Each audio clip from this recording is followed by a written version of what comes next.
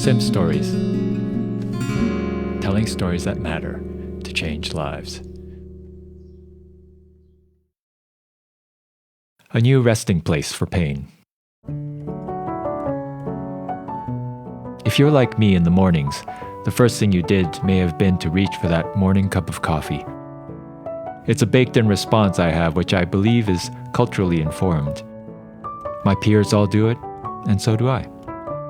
Culture is the comfortable rails on which our lives run. It defines normal. It dictates our automatic responses to situations, like my example of the cup of coffee. And it's hard to break out of those automatic responses. Culture dictates everything. It dictates, for example, how gifts are given or received, what we do when a new baby is born, what foods we cook for national holidays. It also tells us what happens in the event of a death. At home, we send flowers, listen to eulogies from family or close friends, and wear black. But the Gumuz in Ethiopia have a different custom, particularly when someone is killed.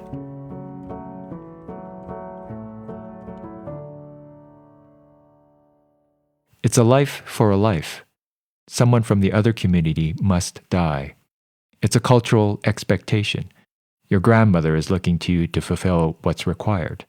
Your cousins are giving you that knowing look. Culture dictates retaliation. In the end, it's a practice that seeks to deal with anger and pain. Rolf, a missions worker, has spent a number of years with the Gumuz in Ethiopia. I recently had a video chat with him, and he had an interesting story about how God was slowly changing this practice. In a certain village, there was an influential chief who allowed SIM to come in and start work. In his old age, he died. But it's what happened at his funeral that was amazing. I'll let him tell you the story. One of the chiefs that welcomed SIM, who gave SIM the land to build our station on. When this elderly chief passed away, there was a big funeral for him, and during that funeral, the grave diggers, who had been getting drunk as they dug, then later became the ones leading the procession and firing their rifles in the air. This is a common practice in the area when people are mourning. And one of them stumbled over something on the ground and fired a shot into the crowd of mourners. And it killed one woman and injured another. This is when things got a bit crazy and tense. It was it was a shocking and traumatic experience. We were all there and everybody just scattered. They scattered because they knew what had to happen next. The men rush home to get their weapons and pursue the culprit. And if they don't find them, they'll go after one of the family members. So the men jumped into action.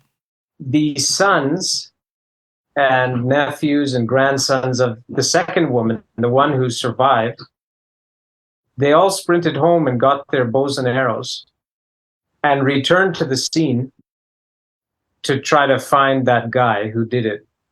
But that's not what happened here. In the final end, they didn't loose any arrows on anyone. And so that to me is huge. Christians all around were backing off, and they were not taking revenge. They didn't do what their fathers expected. Their aunties may have been outraged, people may have thrown a fit, but they didn't shoot. In front of all their peers, they laid aside their cultural practices. Culturally, it's hard for them to be in that position. In front of all their peers and neighbors, they're perceived as weak. It's not that they can't, but Christ has changed them. They are now different from their neighbors. That obedience to Christ is costing them. There is persecution.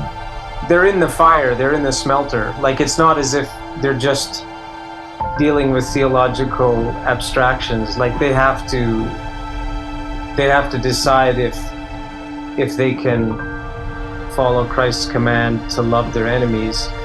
But it's not just, theoretical. I guess the genuine believers have really taken as a command that that they want to follow is that of not taking revenge. And being apart from their cultural ways has meant that they have had to lean on each other as believers for support. Yeah, I think they rely on the brotherhood, the sisterhood they have in their fellowship. They become a new family. But functionally speaking, abandoning old practices creates a void. As foreign as the old practice was to us, it gave them a way to process the pain. How do you now process pain when the traditional avenues are gone? Their pain needs a new resting place.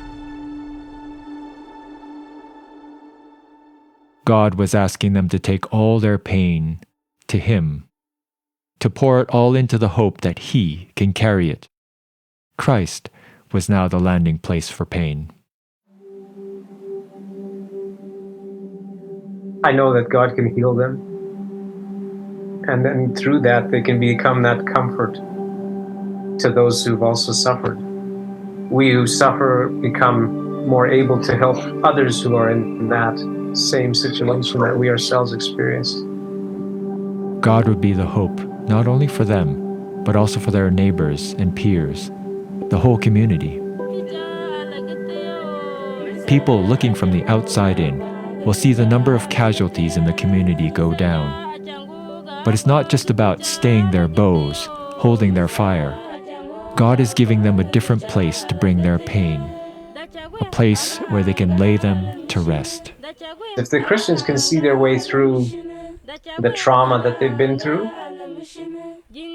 I believe they could really be offering the others of their tribe, those who have not embraced the gospel, they could be offering them something really, really good.